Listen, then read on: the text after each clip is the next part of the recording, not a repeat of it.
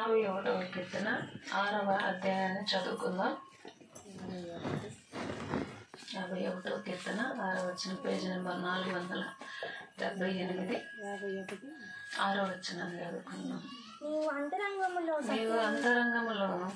సత్యమును కోరుచున్నావు, అంతర్యమున నాకు జ్ఞానము తెలియచేయదు. చాలమ్మా. పరిశుద్ధుడా, నీకు వందనాలు, స్తోత్రాలయ్యా. చదవండి మాటలను బట్టి వందనాలు, స్తోత్రాలు. నిలబడి నీ పాటగానయ్యా, దయతో నుండి సిరువు చోటను మరుగుపరచండి. నీ వాక్యంలో దాగిన సత్యాలు ఈరోజు మీరు మా అందరితో ముచ్చటించి మాట్లాడండి. వినగల చెవిని, గ్రహించుకునే జ్ఞానంలో లోబడే హృదయాలు ప్రతి ఒక్కరికి దయచేసి మహిమ తెచ్చుకునండి అయ్యా. ఆత్మ సంగములతో చెప్పుచున్న మాట చెవి గలవాడు వినగాకన్నా అయ్యా. నీ మాటలు వినే చెవులు ప్రతి ఒక్కరికి అనుగ్రహించి సహాయం చేయమని యేసయ్య నామమున ప్రార్థిస్తూ ఉన్నాను తండ్రి, ఆమేన్. మీరు అడిగితే వెళ్ళిపోవాలి బయటికి, అర్థమైందా? మీరు ఏమైనా ముచ్చట్లు చెప్పుకోవాలనుకుంటే వెళ్ళిపోవటం బయటికి. ఇక్కడ కూర్చొని నేనైతే నడికుడైతే పడిపోయి దెబ్బలు అంబాపురం కదా, అందుకని ఆగుతున్నా. ఇక్కడ చదవబడిన మాటను కనుక మనం చూసినట్లయితే ఇది భక్తుడైన దావీదు రాసినటువంటి కీర్తన. తన జీవితంలో ఒకనొక సమయంలో మిద్దె మీద తిరుగుతూ చూడబడిన దృశ్యాన్ని దావీదు భక్తుడు చూశాడు. ఊరియా భార్య బత్షెబ స్నానం చేస్తూ ఉన్నప్పుడు ఒక పరస్త్రీని ఆయన ఏం చేశాడంటే చూశాడు. చూసిన వెంటనే ఆమె కావాలని కోరుకున్నాడు, ఆమెతో పాపం చేశాడు. తర్వాత దేవుడు నాతాను ప్రవక్తను పంపించి ఇది తప్పని హెచ్చరించాడు. చక్కగా లోబడ్డాడు. సేవకుడు వెళ్ళి హెచ్చరించగానే దేవునికి లోబడి ఏం చేశాడంటే పశ్చాత్తాపడ్డాడు. పశ్చాత్తాపడుతూ రాసినటువంటి కీర్తన ఈ కీర్తనలో దేవుని వాక్యం తెలియజేస్తున్న మాట ఏంటంటే, నీవు అంతరంగంలో సత్యమును కోరుచున్నావు, అంతర్యమున నాకు జ్ఞానము తెలియజేయదు అంటున్నాడు. దేవుడు ఏమి కోరుతున్నాడు అంటే ఈరోజు మనలో అంతర్యంలో అంటే మన అంతరంగంలో సత్యం ఉండాలని కోరుకుంటున్నాడు. ఏముండాలని కోరుకుంటున్నాడు? అంతర్యంలో సత్యం ఉండాలని కోరుకుంటున్నాడు. చూడండి, మనుషులమైన మనం మన పిల్లలు గొప్ప ప్రయోజకులు కావాలని కోరుకుంటాం. మన ఇల్లు బాగుండాలని కోరుకుంటాం. మనకున్న అన్నీ కూడా బాగుండాలని కోరుకుంటాం. అంతేకాదు ఈ లోకంలో ఉన్నంతకాలం మంచిగా బ్రతికి పరలోకం వెళ్ళాలని కూడా కోరుకుంటాం. దేవుని బిడ్డలా బ్రతకాలని కోరుకుంటా ఉంటాం.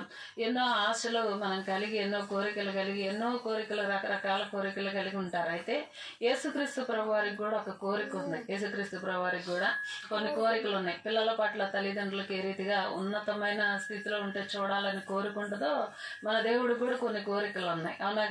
ఉన్నాయి కదా.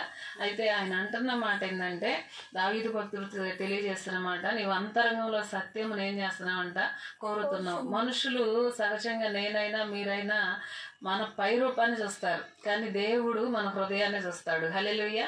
ఏం చూస్తాడంట? దేవుడు మన హృదయాన్ని చూస్తాడు. హృదయంలో ఏముండాలని కోరుకుంటున్నాడంటే ఆయన సత్యం ఉండాలని కోరుకుంటున్నాడు. సత్యం అనగా యథార్థత ఉండాలని కోరుకుంటున్నాడు. పరిశుద్ధత ఉండాలని కోరుకుంటున్నాడు. స్వచ్ఛమైన హృదయం ఉండాలని కోరుకుంటున్నాడు.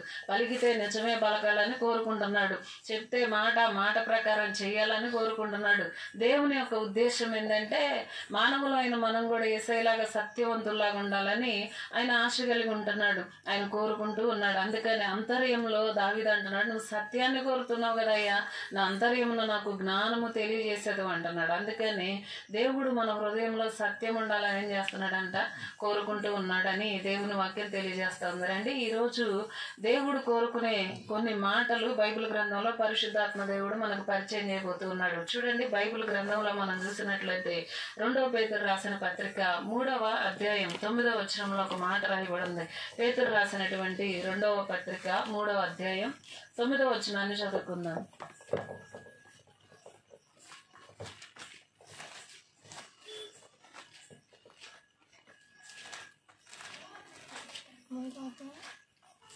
రెండవ పత్రిక 3వ అధ్యాయం 9వ వచనాన్ని చదువుకుందాం.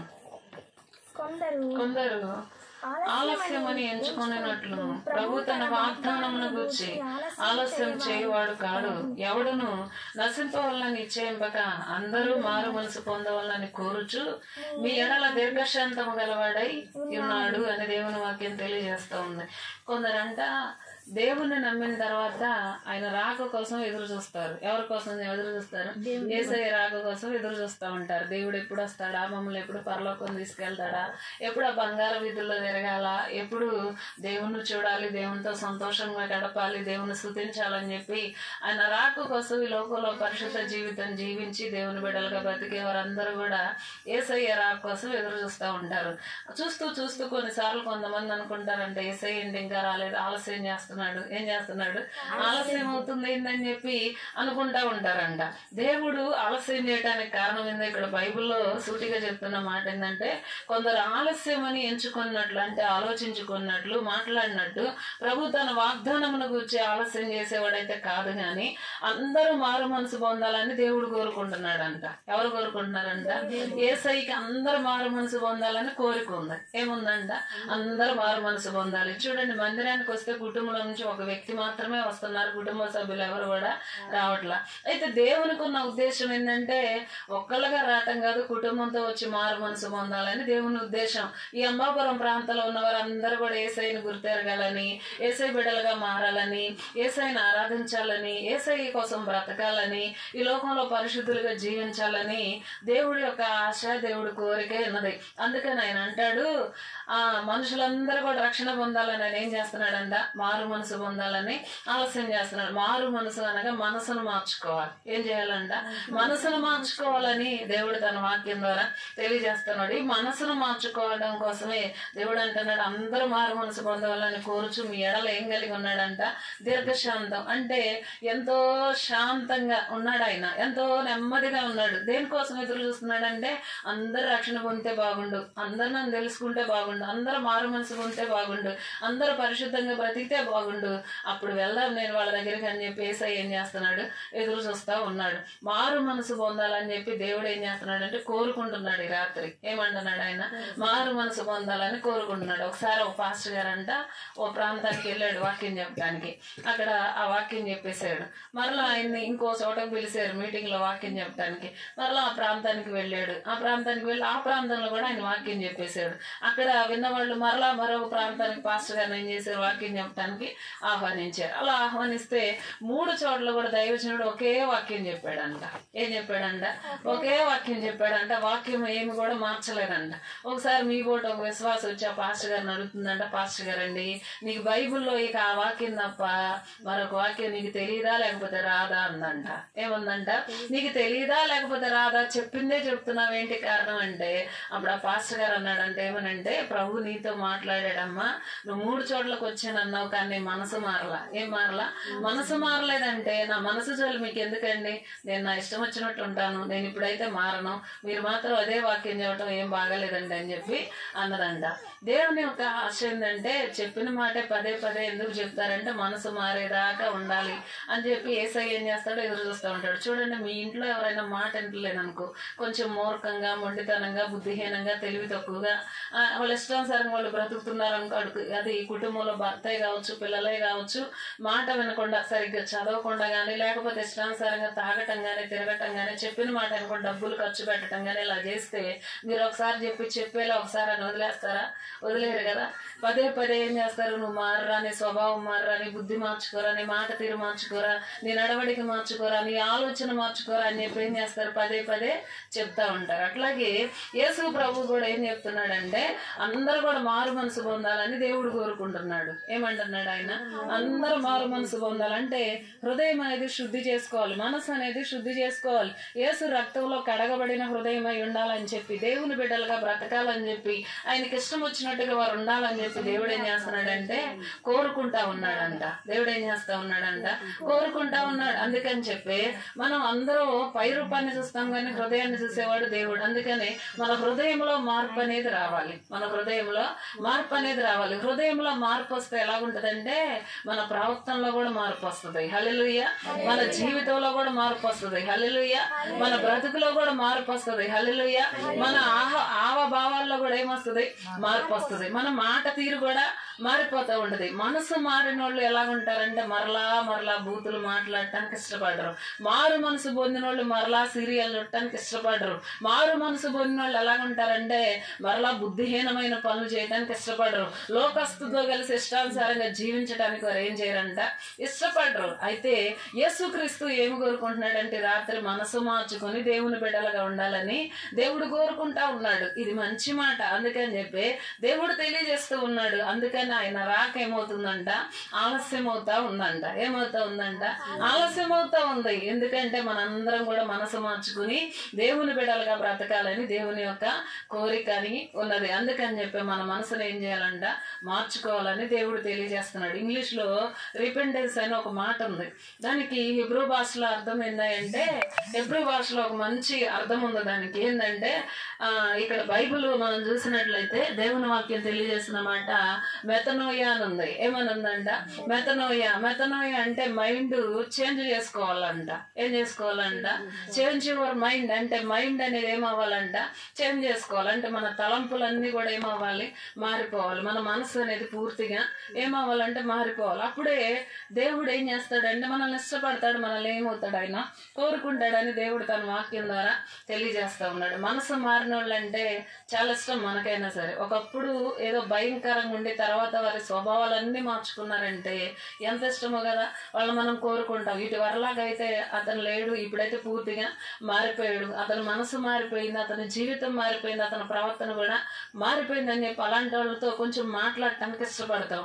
అదే మనసు మారకుండా ఇష్టానుసారంగా బ్రతుకుతున్నారంటే వాళ్ళని చూస్తే మనం పక్కకి వెళ్దామా వెళ్ళమా, ఖచ్చితంగా వెళ్ళిపోతాం. ఈ వ్యక్తితో నాకు ఎందుకు అంత అవసరము లేదు. ఒకవేళ వాళ్ళు పలకరించినా సరే మనం మాట్లాడటానికి కూడా ఇష్టపడం, వాళ్ళతో కొంచెం సమయాన్ని గడపడానికి కూడా మనం ఏమో ఇష్టపడం. అయితే దేవుడు కోరుకుంటున్న మాట ఏంటంటే మన మైండ్, మన ఆలోచనలు అంతా కూడా ఏమవ్వాలంటే పూర్తిగా మారాలని దేవుడు తన వాక్యం ద్వారా తెలియజేస్తా ఉన్నాడు. పౌలు అంటాడు, అపోస్తులైన పౌలు బైబిల్ గ్రంథంలో ఒక మాట అంటాడు, నేను మీ సొత్తును కాదు నేను మిమ్మల్నే కోరుకుంటున్నాను అంటున్నాడు. ఎవరిని కోరుకుంటున్నాడు అంట.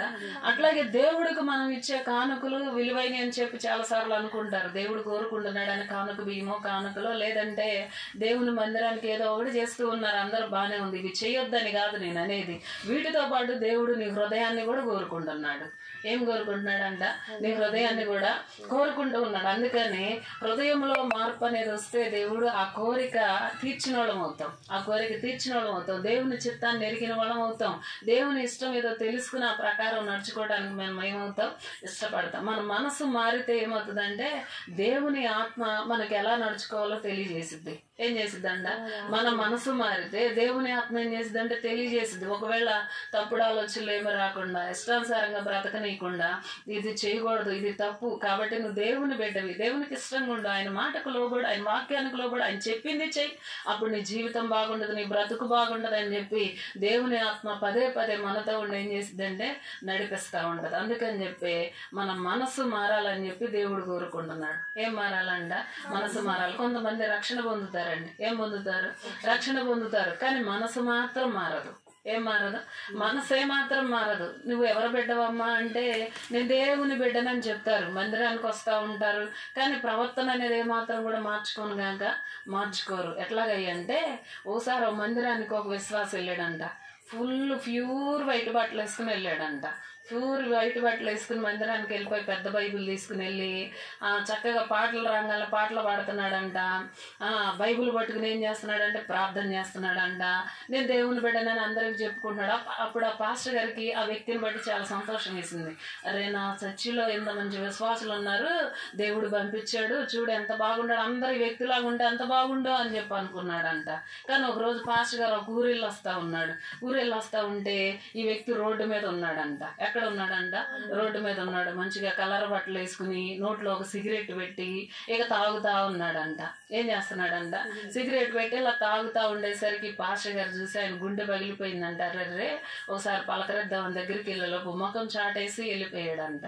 ఏం చేశాడంట, ముఖం చాటేసి వెళ్ళిపోయాడంట. ఇక ముఖం అనేది ఆయనకి చల్లలేదు. అట్లాగే అప్పుడు ఆ పాస్టర్ గారికి ఎంత బాధ వేసిందో కదా, అర్రే నేను అప్పుడు చూసి నేను చాలా పరిశుద్ధుడు అనుకున్నా, మంచివాడు అనుకున్నాను అంటే మనుషులు ఎప్పుడు కూడా పై రూపాన్ని చూస్తారు. మీరు ఎలాగున్నారో, మీ హృదయం ఎలాగుందో మిమ్మల్ని చూస్తాం కానీ, మీ పై రూపాన్ని చూస్తాం కానీ మీ లోపల అంతరంగం ఎలాగుందో మాకు తెలియదు కదా. అందుకని చెప్పి దేవుడు మాట్లాడుతున్న మాట ఏంటంటే, మన జీవితాల్లో మనం మన హృదయాన్ని పూర్తిగా మార్చుకోవాలి. ఎలాగుండాలంట?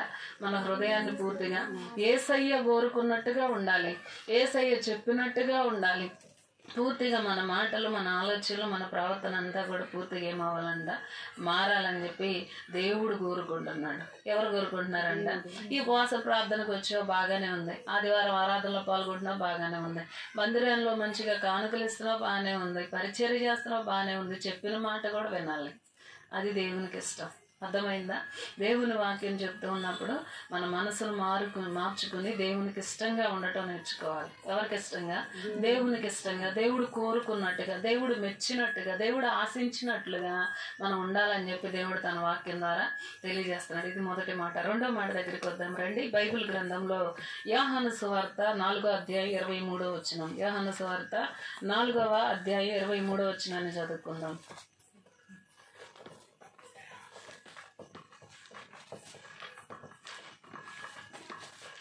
అయితే యథార్థముగా ఆరాధించువారు ఆత్మతోను సత్యముతోను ఆరాధించు కాలము అది వచ్చుచున్నది, అది ఇప్పుడే వచ్చి ఉన్నది. తను ఆరాధించు వారే కావాలని తండ్రి కోరుచున్నాడు. చాలా ఇక్కడ చదవబడిన మాట చూసినట్లయితే దేవుని వాక్యం తెలియజేస్తున్న మాట ఏంటంటే, యేసయ్యను ఆరాధించే వాళ్ళు యథార్థంగా ఆరాధించాలంట, ఆత్మతో సత్యముతో తండ్రిని ఏం చేయాలంట? ఆరాధించాలంట.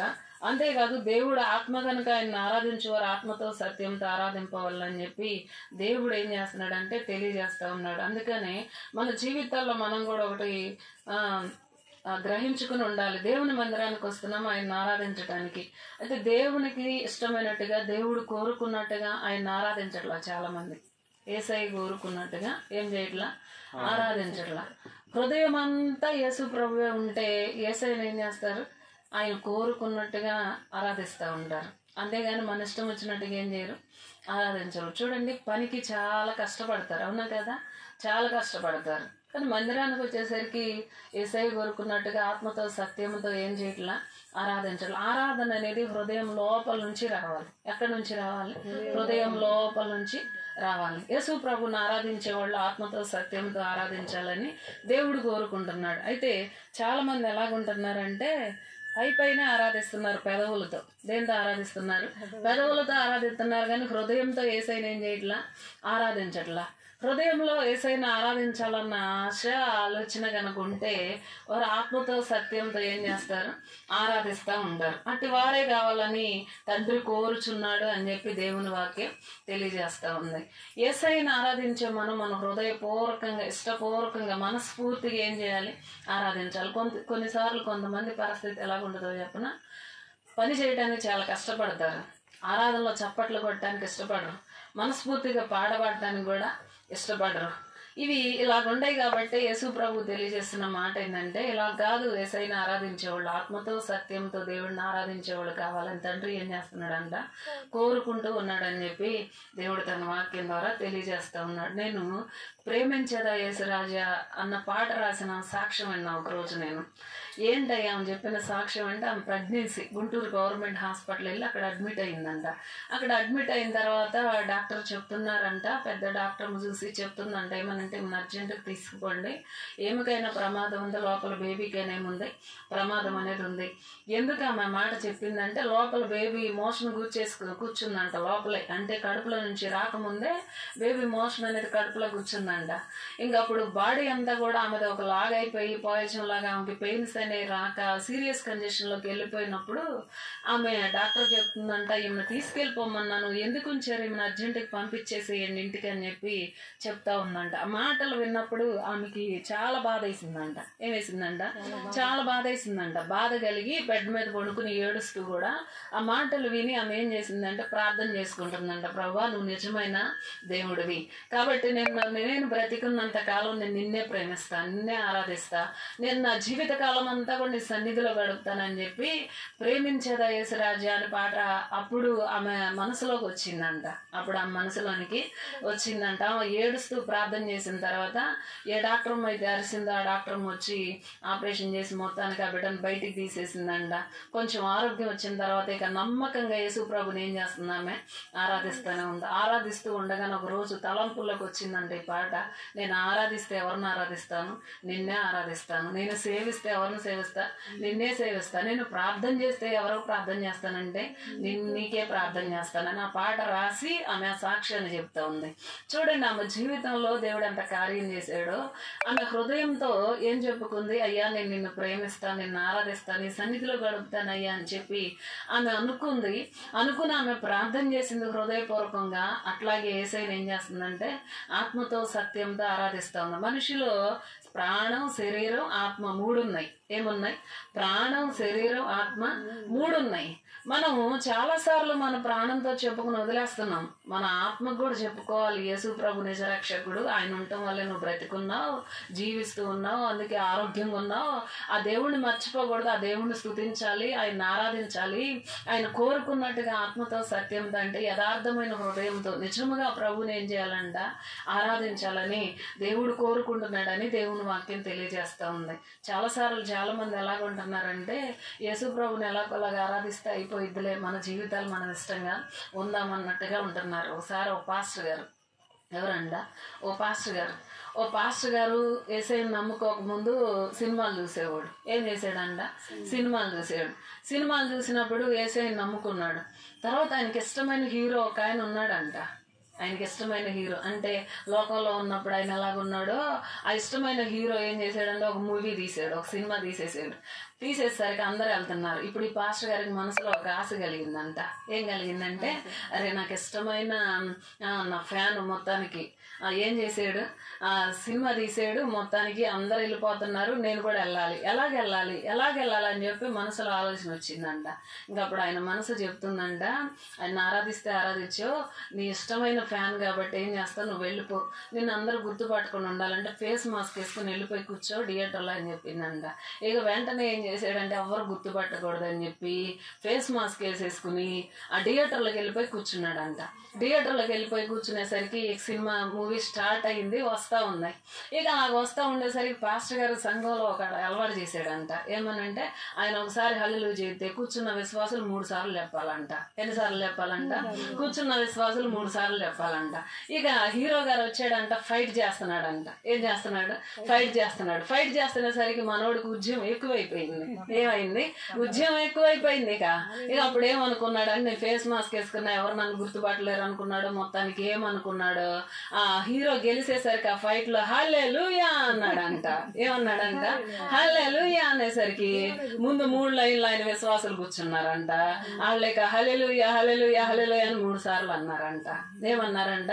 హల్లెలూయా హల్లెలూయా హల్లెలూయా అని 3 సార్లు అన్నారంట. ఇంక ఇప్పుడు ఈ పాస్టర్ గారు ఏమని అడుగుతాడు వాళ్ళని, అమ్మా మీరేందమ్మా ఇలాగ వచ్చారని అడగటానికి అవకాశం ఉందా? లేదు. ఈయనేమన్నా ప్రవర్తన మార్చుకున్నాడా? లేదు. ఆత్మతో సత్యంతో దేవుడిని ఏమన్నా ఆరాధిస్తున్నాడా? లేదు. ఆయనకి ఇష్టం వచ్చినట్టుగా ఆయన ఉన్నాడు. అలా కాదు. దేవుడికి ఇష్టమైన ఆరాధన ఏంటంటే మన హృదయపూర్వకంగా హృదయాన్ని పరిశుద్ధపరచుకుని దేవుని ఆత్మచేత నింపబడిన వారమై ప్రభువుని ఏం చేయాలంట, ఆరాధించాలని ప్రభు కోరుతున్నాడు. అలాగ ఆరాధించాలని యేసయ్య కోరుకుంటా ఉన్నాడు. అందుకని ఆత్మతో సత్యంతో ఎవరైతే ఆరాధిస్తారో వారితో దేవుడు ఉంటాడు. వారితో ఎవరు ఉంటారు? దేవుడు ఉంటాడు. ఆత్మలో పరవశమైపోయి కొంతమంది యేసయ్యను మంచిగా ఆరాధిస్తారు, కొంతమంది ఏం చేస్తారో చూద్దాం అన్నట్టుగా నుంచుని అంతే చూస్తారు. వాళ్ళని చూసినప్పుడు అప్పుడప్పుడు నాకు బాధ కలుగుతూ ఉంటుంది. అరే దేవుడు ఎంత మంచి ఆరోగ్యం ఇచ్చాడే. లోకంలో ఈ రోజున చూడలేక చచ్చిపోయిన వాళ్ళు చాలా మంది ఉన్నారు, కానీ యేసు ప్రభుని ఆరాధించలేకపోతున్నారు ఏంది వీళ్ళు అని చెప్పి అనిపించింది. ఎందుకంటే యేసయ్య సిలువలో ఆయన మనందరి కోసం ఏం చేశాడు? ప్రాణత్యాగం చేశాడు. ఎంతగా ప్రాణత్యాగం చేశాడంటే మన వాళ్ళు ఎవరు చూపలేనంత ప్రేమ యేసు ప్రభు మన పైన చూపాడు.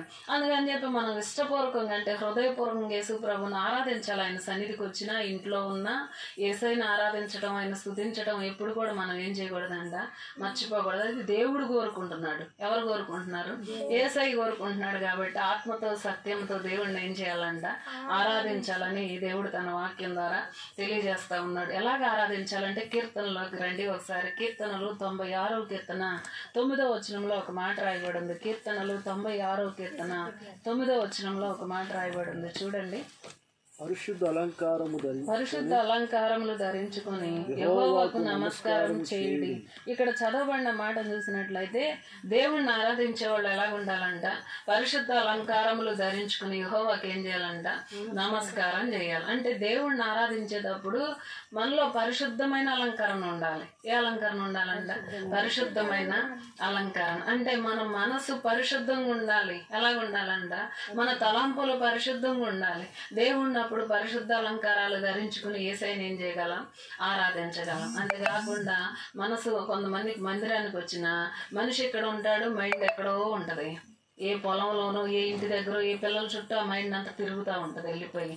అప్పుడు ఆత్మతో సత్యంతో యేసయ్యని ఏం చేయలేరు, ఆరాధించలేరు. అందుకని చెప్పి దేవుని మందిరానికి వస్తున్న మనం పరిశుద్ధ అలంకారాలు ధరించుకుని దేవుని సన్నిధికి రావాలి. ఏ అలంకరణ అంట? ఈ రోజుల్లో పై అలంకరణకి ప్రజలు బాగా ప్రాధాన్యత ఇస్తున్నారు. పై అలంకరణకి బాగా ప్రాధాన్యత ఇస్తున్నారు.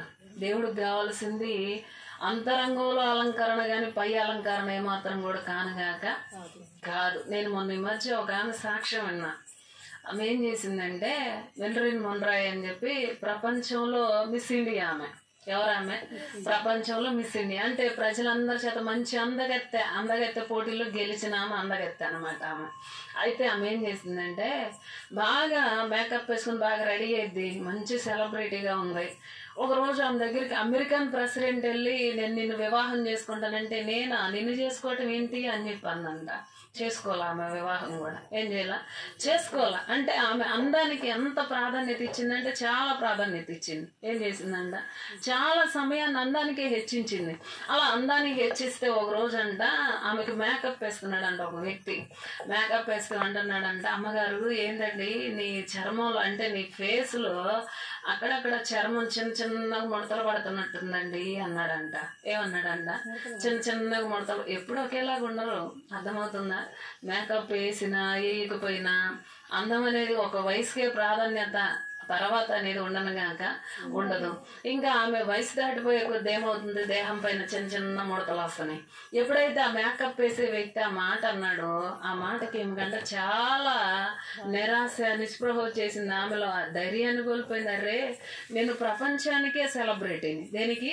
ప్రపంచానికి సెలబ్రిటీ. నా అందాన్ని చూసి ఇంప్రూవ్ అయ్యే వాళ్ళు చాలా మంది ఉన్నారు కదా, నా అందాన్ని చూసి నన్ను పొగిడే వాళ్ళు చాలా మంది ఉన్నారు కదా, నా చుట్టూ ఎంతో మంది నాకున్నారు, అయినప్పటికీ కూడా ఏంటి మాట అన్నాడని చెప్పి బాధపడుతూ ఇక లోకానికి ఆ ముఖం చూపించకుండా డోరు చాటున కుమిలి ఏడ్చి చచ్చిపోయిందంట. ఆమెకి ఏ రోగం కూడా లేదు. అర్థమవుతుందా? ఏ రోగం లేదు. ఆ మేకప్ వేసేవాడు చెప్పిన ఒక్క మాటకి కుమిలి ఏం చేసింది, డోరు చాటునే ఉండి చచ్చిపోవాల్సిన పరిస్థితి.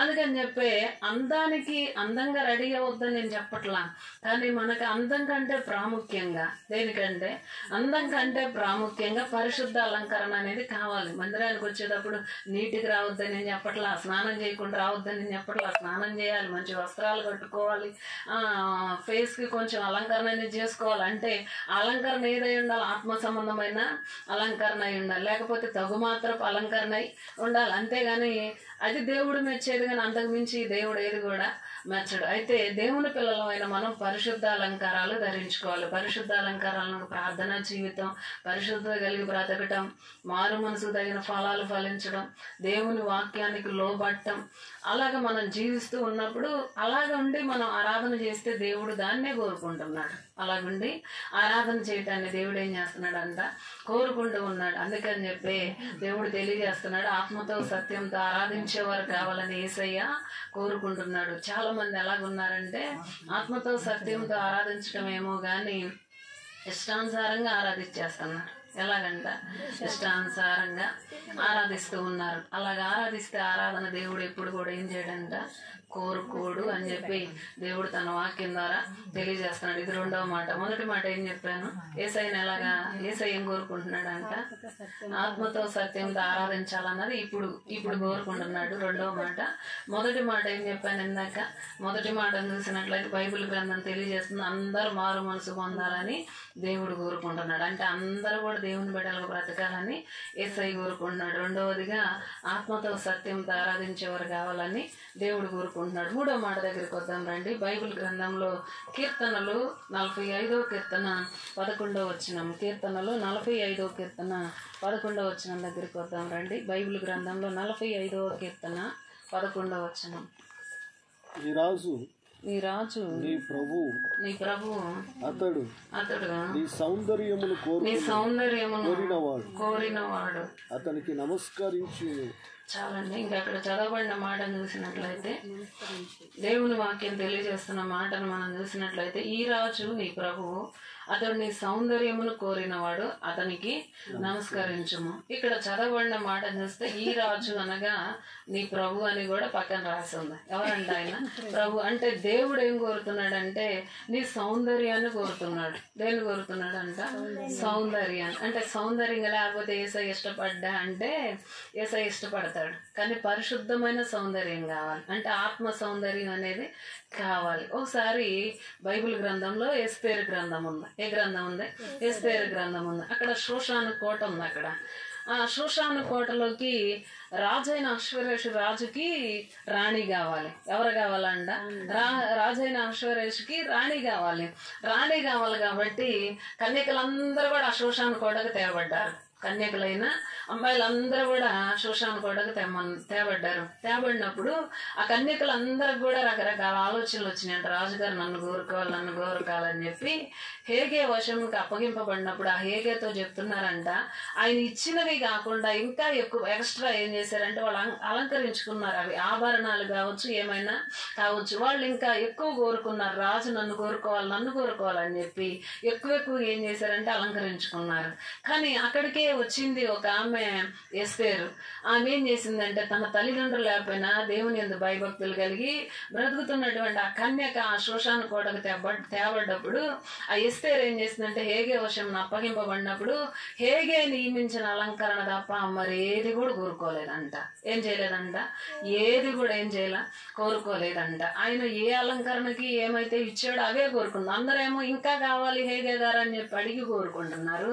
ఏమో మాత్రం ఆయన ఇచ్చిన వాడితోనే సర్దుకుంది, మెదలకుండా ఉంది. ఇప్పుడు కన్యకలందరూ వరుసనే నిలబడినప్పుడు రాజుగారు వచ్చి చూసినప్పుడు ఎస్తేరే ఆయనకి నచ్చింది. ఎస్తేరును రాజు ఏం చేశాడంట? కోరుకున్నాడు, ఇష్టపడ్డాడు. ఆమె తన భార్యగా చేసుకోవడానికి ఆయన కోరుకున్నాడు. చూడండి, ఆమెలో బాహ్య సంబంధమైన అలంకరణ కంటే ఆత్మ సౌందర్యం ఎక్కువ ఉంది. ఏముందంట? ఆత్మ సౌందర్యం. దేవుడు ఆమెలో మంచి ప్రార్థన జీవితాన్ని ఇచ్చాడు, మంచి మనసునిచ్చాడు, చక్కగా జాలి, దయ, ప్రేమ కలిగి నడుచుకోవటం, పెద్దల పట్ల వినయం కలిగి నడుచుకోవటం, దేవుని యందు భయభక్తులు కలిగి జీవించడం, ఆత్మానుసారంగా జీవించడం, ఆత్మ ఫలాలు ఫలించడం, ఆమెలో అన్నీ ఉన్నాయి. కాబట్టి దేవుడు రాజైన అశ్వరేష్ కంట ఎస్తేరు వైపు చూడగానే ఆమెను కోరుకోవాలనిపించింది. ఆమె ఏం కలిగిందంట? దయ కలిగిందని చెప్పి బైబిల్ గ్రంథంలో రాయబడి ఉంది. అందుకే దేవుడు కోరుకునే ఆత్మ సౌందర్యం మనం కలిగి ఉండాలి. దేవుడు కోరుకునే ఆత్మ సౌందర్యం కలిగి ఉండాలి. పైకి కనపడే సౌందర్యం కంటే కూడా యేసయ్య కోరుకునే సౌందర్యం మనలో ఉండాలి. యేసయ్య కోరుకునే సౌందర్యం మనలో ఉండాలి. అంటే అటువంటి పరిశుద్ధ జీవితం, ప్రార్థన జీవితం, వాక్యానికి లోబడటం, మందిరానికి రావటం, చెప్పింది చేయటం మనం ఏం చేయాలంట? నేర్చుకోవాలని దేవుడు తన వాక్యం ద్వారా తెలియజేస్తా ఉన్నాడు. చూడండి, మొన్న ఒక తల్లి నాతో చెప్తుంది ఏమనంటే, మీ అమ్మాయికి ఎందుకు అమ్మాయి మోడల్ జల్లేస్తున్నావు అని అడిగా. వేయొద్దు అనేసరికి ఆమె 2 రోజులు వేయలేదంట.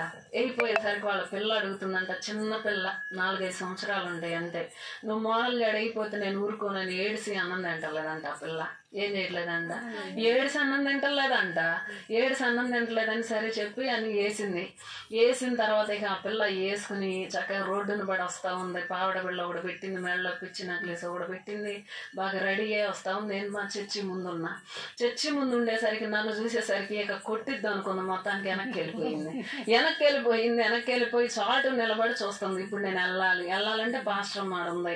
ఎట్లాగా అని చెప్పి ఆ పిల్ల ఏం చేసింది, చూసింది వచ్చింది. ఒకసారి రెండోసారి వచ్చింది, తొంగి చూసింది. మరలా నేను ఆడే ఉండా. మూడోసారి వచ్చి ఇంకేం చేస్తుంది, వెళ్తామా వెళ్తే కొట్టిద్ది, వెనక్కి వెళ్ళిపోవటమే బెస్ట్ అని చెప్పి వెనక్కి వెళ్ళిపోయింది. ఇక నాలుగోసారి ఏం చేసిందంటే ఆ పిల్ల దగ్గర ఏమేమి ఉన్నాయో అవన్నీ కొద్దిగా పక్కన పెట్టేసి ఇక తర్వాత ఉరికిపోతా ఉన్నప్పుడు నేను చూసి అంటున్నా, ఏందంత ఫాస్ట్గా పరిగెత్తుతుంది పిల్ల అని చెప్పి, ఈ మాత్రం భయం అనేది ఉండాలి అని చెప్పి అనుకుని నేను వాళ్ళ అమ్మని అడిగాను, ఏందమ్మాయి నీ కూతురు కొంచెం మేడల జళ్ళ తగ్గించినట్టుందంటే, ఎయ్యకపోతే అలిగి ఏడ్చింది అక్కయ్య, ఆ పిల్ల జల్ల కావాలని కోరుకుంటుంది, నేను చెప్పినా కానీ ఆ పిల్ల వినట్లేదు అని చెప్పి అంటా ఉంది. చూడండి, చిన్న పిల్లలు రకరకాల అలంకరణలు ఏం చేస్తున్నారు, కోరుకుంటున్నారు. నేను అంటాను, చిన్నపిల్లలు కోరుకోవటం ముందు చిన్నపిల్లలు కాదు తప్పు, తల్లులదే తప్పు. ఏయటం ముందు అట్లాగా అలవాటు చేస్తూ ఉంటే పెద్ద అయినాక వాళ్ళు మానుకోరు. దేవుడు బైబిల్లో చెప్పిన అలంకరణే మనం కలిగి ఉండాలి తప్పితే అనవసరమైన అలంకరణలు మనం ఎప్పుడు కూడా చేసుకోకూడదు. ఎందుకంటే మనం దేవుని పిల్లలం. ఎవరి పిల్లలం? మనం దేవుని పిల్లలం. అంతరంగం శుద్ధీకరంగా ఉంటే అదే ఆత్మ సౌందర్యం. దాన్నే దేవుడు ఏం చేస్తున్నాడు, కోరుకుంటున్నాడే తప్పితే మనం పైకి ఏమేమి పెట్టుకున్నామో, ఎన్ని ఆభరణాలు ధరించుకున్నామా, ఎంతగా అలంకరించుకున్నామా, వీటన్నిటిని కూడా దేవుడు ఎప్పుడు కూడా కోరుకోడు. మన హృదయంలో పరిశుద్ధత అనే అలంకరణ ఉందా లేదా, ప్రార్థన జీవితం అనే అలంకరణ ఉందా లేదా అని చెప్పి వీటిని దేవుడు ఏం చేస్తాడు, చూస్తూ ఉంటాడు. అందుకని ఆత్మ సౌందర్యానికి మనం ప్రాధాన్యతనివ్వాలి. దేనికి ప్రాధాన్యతనివ్వాలంట? ఆత్మ సౌందర్యానికి. శరీర సౌందర్యానికి కంటే ముందు ఆత్మ సౌందర్యానికి ఎక్కువ ఏం చేయాలంట, ప్రాధాన్యతననేది ఇవ్వాలని దేవుడు తన వాక్యం ద్వారా తెలియజేస్తా ఉన్నాడు. చెప్పండి ఇప్పుడు 3 మాటలు. ఒకటి, యేసయ్య మన నుంచి ఏం కోరుకుంటున్నాడు, మనసు మార్చుకోవాలని, దేవుని బిడ్డలుగా బ్రతకాలని యేసయ్య కోరుకుంటున్నాడు. రెండవదిగా చూస్తే ఆత్మతో సత్యంతో యేసయ్యని ఆరాధించాలని కోరుకుంటున్నాడు. అంటే ఇష్టపూర్వకంగా నీ ఆత్మతో చెప్పుకొని దేవుడిని ఏం చేయాలంట, ఆరాధించాలి. మూడవదిగా చూస్తే ఆత్మ సౌందర్యం కలిగి ఉండాలి. ఏ సౌందర్యం?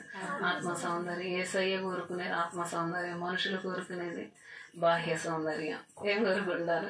బాహ్య సౌందర్యం. బాహ్య సౌందర్యానికి మనుషులు ప్రాధాన్యత ఇస్తారు, కానీ యేసయ్య ఎప్పుడు కూడా ఏమీ ప్రాధాన్యతనే కూడా. చూడండి, కొంతమంది బాహ్య సౌందర్యం చూపించడం కోసం వాళ్ళకి ఎన్ని ఆభరణాలు ఉంటాయో, ఎంత రెడీ అవుతారో, రెడీ అయినప్పుడు ఏం చేస్తారంటే ఇక చూపించుకుంటూ పోతారు.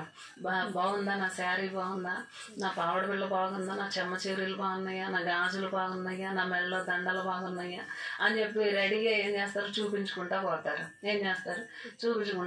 మా ఊర్లో ఒక తల్లి ఉంది, ఆమెకు 3 దండలు ఉన్నాయి మెడలో వేసుకోవడానికి. ఇట్లాగుంటే రౌండ్గా పూర్వకాలంలో ఎక్కువ వేస్తూ ఉండేవాళ్ళు. కాజకాయలు, గుళ్ళు దండలు అనేది అంటారు. ఈ 3 చేయించుకుందండి.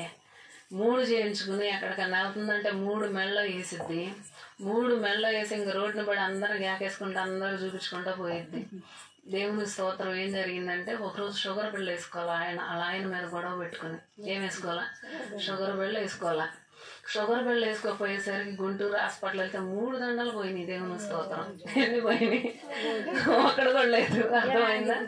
ఒకడు కూడా లేదు. అందుకని చెప్పి మనుషులకు కావాల్సింది అలంకరణ అనేది కాదు, మన లోపల మన అలంకరణ ఎలాగుందో చూసుకోవాలి. అర్థమవుతుందా? లోపల అలంకరణ ఎలాగుందో, మన మనసు ఎలాగుందని చెప్పి దాన్ని మనం చూసుకోవాలి. అట్టి కృపాదేవుడు మనందరికి కూడా దయచేయను గాక. మోకరిద్దాం, ప్రార్థన చేద్దాం.